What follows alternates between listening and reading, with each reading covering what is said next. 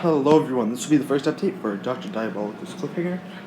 We have the lift, the turn at the top, and the first drop with a hanging mechanism which works like this.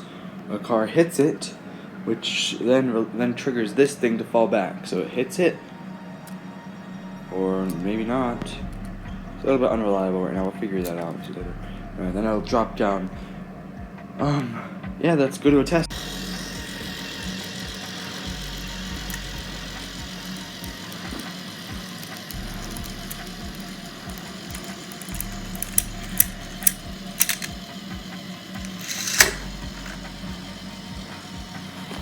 That worked out quite nicely.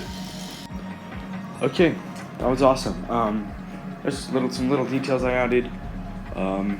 Make sure that went beyond vertical to 95 degrees. Made sure the turn was at the right angle. I flattened out the top, that same lift hill I used on Airborne, so yeah.